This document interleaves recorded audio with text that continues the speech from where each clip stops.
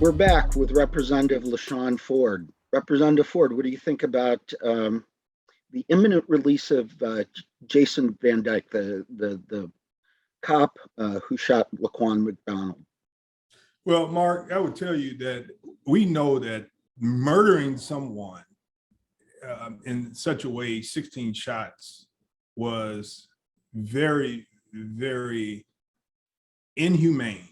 And spending, I think, 3 years of a 6-year sentence in jail is not something that's acceptable. I mean, you murdered a teenager that had a knife, that was walking away from the police and trying to get away. He only had a knife. And so spending 3 years of a 6-year sentence, first of all, 6 years just didn't seem like enough.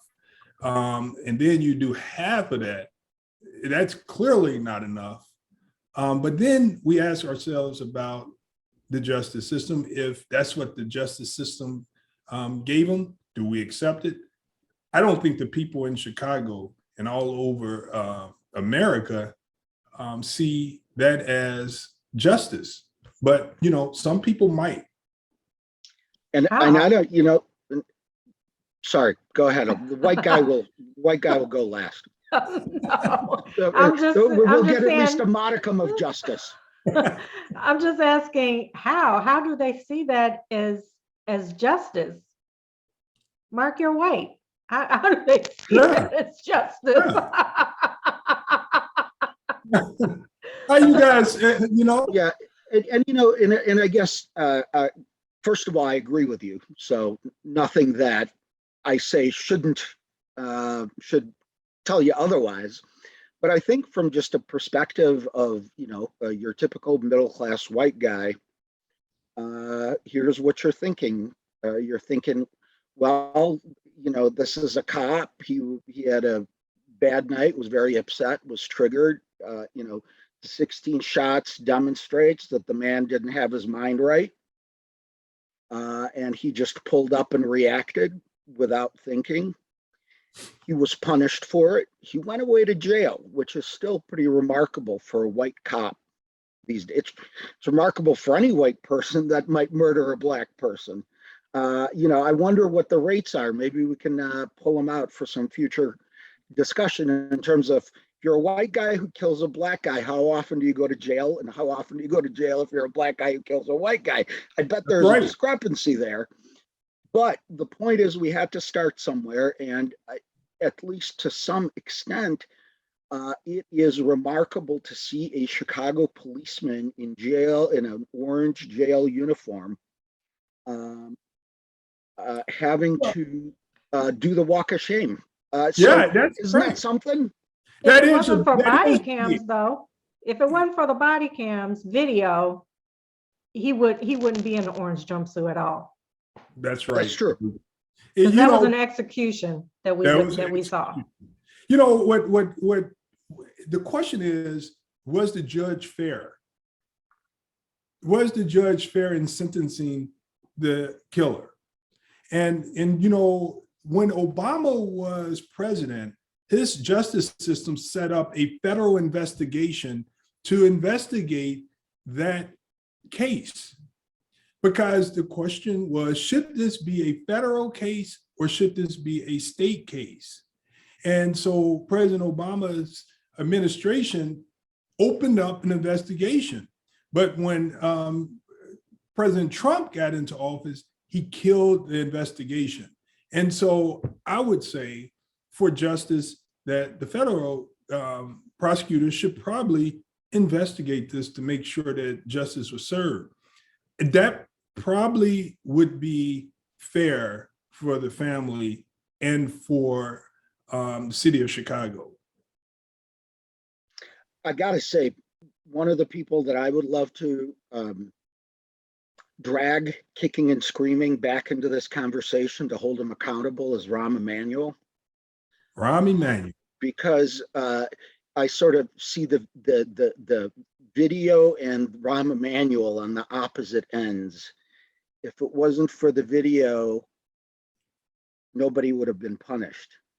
If it wasn't for Rahm Emanuel, there would have been more punishment. Wait a minute. So yes, your brother, you're Jewish, he's Jewish. You're going to drag your Jewish brother into this? Wouldn't be the first time I heard you say something mean about a black person. So yeah, we're all alike. And the fact is you know what? Frankly, and maybe I'll get in trouble for this, but so why this podcast is a good venue. But I think if you've been oppressed yourself, there's that old saying, and I'm going to murder it. A Jewish saying, I think something from Elie Wiesel, first they came for the gays and nobody was there to protect them. Then they came for the Jews and nobody was there to protect them, protect me. And then they came for the whites and nobody was there to protect them because all of us had already been taken away. And so the fact is that I believe anyone who has felt the sting of anti-something, anti-Semitism, racism, should be more thoughtful, especially if you're, a little Jewish guy who did ballet. I mean, you probably got picked on quite a bit. Yeah. And what do you do with that? Do you become tougher, rougher, angrier, or do you become the ambassador? Understanding? You become the ambassador. That's what you do. Well, you get a reward. You get a reward. And so, I don't know. Was he thinking, or was he thinking about the next election? Was he, and did he cover it up? And that's the question that people are concerned about. That's why they're asking for a federal investigation, because they believe that there was some cover up and the whole truth wasn't told, and the federal government could possibly open up the case and investigate it more for a federal indictment. But Mark, I think you made the one point that we can celebrate in all of this is that Jason Van Dyke will never carry a gun again. He will never be a police officer again. He is a felon. He is a murderer. And he's got to live with that for the rest of his life. Do you think he even feels remorse? Do you think? I say yes. Remorse for the loss of his career and his life, or remorse for taking a young man's life? I think when you put your head in your hands and you go, oh my God, what have I done? It's probably a little bit of everything.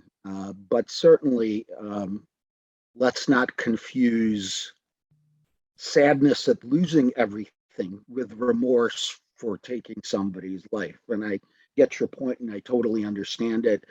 I think that, not to feel any remorse would make him evil. Would be inhuman. And I do believe that, look, the guy looks like he's been tormented. Inhuman people. Well, everybody. Everybody. Planet. But I think what we have to do is think about it and ask that question. He's got to be the one to say he's remorseful. If he continues to say that, and the question is, as Meleika was saying, is he just hurt that he lost his career, that he no longer could carry a badge and a gun, and he could no longer be a police officer, which he probably loved? If that's what he said about, then we got a problem. We need to hear from Jason Van Dyke, because through it all, he justified the killing. And that's bad. That means that he's not remorseful. And I'll tell you, I think a lot of that kind of behavior stems from the police union. I hope I don't all of a sudden start getting lots of tickets when I park downtown Chicago. But I believe that this is a matter of the police union. I believe this is a matter of the kind of system that we have, where it's black and white. Either if it's zero-sum game. if Jason Van Dyke gets punished for real for his crime, the union feels like that's a bad precedent set against its members. The more Jason Van Dyke is going to get punished, the more likely it is that the next guy will be punished, and the next guy might be punished even worse. And so, to me, part of the whole that's the justice. That's Dyke, right, Mark. That's the justice. Right, and part of my whole issue is that it's hard for Van Dyke to even speak as a human, because you have the union who's put him in a blue uniform, and all they see is blue. All we see is black, and there's no. So I'll just say that I think that it's one thing to kill someone; it's another thing to be an institution, a union, who's just going to defend that and excuse that. I know that he paid dues there. I know that's his people, but to me, that's part of the problem. Is I don't know what we can do about it, but clearly, one of the things I'd love to do, and I know you've done this, Representative Ford, I'd love to have some black cops talk to us sometime, because I really want to understand better sort of that, where you got to duck bullets when you work, but you're ducking friendly fire when you're at the station or whatever it is. So I'd love to know more about that and where that stands. But I really believe, in addition to any remorse from the guy, what we really need is more reform for the system that instinctively, automatically steps up to protect a guy like that. Can police officers actually speak on that? I mean, those who are active, maybe retired, but I mean, can they? I can't imagine that they would come on and speak about what's actually going on within the walls of the police department, because I have friends who are police officers and they talk about the racism within the department, but they can't speak about it publicly. It just sounds like a serious brotherhood going on. Well, there we go. Brotherhood of the blue. It's either blue or black, not both. It seems to me, and that's sort of what I want to understand better. So let's maybe go with this. This is an invitation and a challenge to any police officer of color to come join us and talk about what's going on and how you feel and how we might all do better working with you to educate your peers. Yeah, I think that's absolutely right. And, I would have, if now police officers, they're under pressure too. On previous shows, we talked about mental health. They have trauma too. And I would have actually been somewhat more sympathetic if Jason Van Dyke had pled guilty and said that he had a lapse in judgment and he could prove that he had a temporary insanity. I mean, because that would have been something that you can take it and own it and really try to heal yourself. But to go through and try to justify it is unacceptable. And I think that, Mark, you guys are right when you talk about we have to heal the police department and get them better training, and the union reps. What's amazing, Meleika, is the taxpayers of the police department pay the union dues for the police officers. So taxpayers pay the check, pay the salaries of police. Out of the salary comes the union dues, and it works against us. It's not fair. And I think that we have to work together. We need to clean out, and I don't know how we go about this, but we need to clean out the racists in the police department, because I don't believe he has remorse because he's a racist. He thought it was justified to kill a young black man. Yeah. And thank God for the cameras again, because had they just would have covered it up and protected him. But I don't know how we can clean out the police department, because they exist. They are there. You're right. You know what I say about that is, you are not going to heal and cure and take away a person's prejudice, but you can train them better, and you can have consequences to control their behavior. If you have consequences in place, it controls the behavior of the person. If they know that they're going to lose their pension, if they know that they're going to lose their job, it makes them think differently. So consequences and rules of engagement helps. It works all the time in classrooms that's ran the right way. It works in our society when you put a stop sign up. Even the worst criminal stops at a stop sign because they don't want to get a ticket. We have to make sure that we protect the police from themselves. If we protect them from themselves and let them know that there are consequences, I think we can all be a little more safe and have a better relationship with law enforcement. I want to ask the two of you a question because I'm really fascinated by the way you will answer it. And that is, when a black cop pulls over a black person, do you think that person gets treated any better than when a white cop, and I mean, I think, look, and we have to acknowledge that most of these interactions, most of the time, will go just fine. It's not like every time somebody gets pulled over, it's wrong. Even if they're black people do break traffic laws occasionally. So that's not wrong in and of itself. But we know how many of these things end up. And there's certainly sort of the cop gets out of the car, a battle's brewing already. What do you think about when that cop is black pulling over a black motorist? Does that work any better? Well, I mean, I've been pulled over, and it's because I should have been pulled over when it's been a black cop, and a couple times when it's been a white cop. But there were times when I shouldn't have been pulled over, and it was a white cop or a Latino cop, and I shouldn't have been pulled over. I would say it sure sounds like you've been pulled over a lot. There's a lot of cops pulling over. Mark, Meleika. We got to just make sure this podcast doesn't make it to her auto insurer. That was in my younger days. Yes. But I mean, I have a lot of family members, friends, black men and women, I mean, who have been wrongfully pulled over and really mistreated. I mean, I can't tell you how many stories. Were the bad stories always a white cop?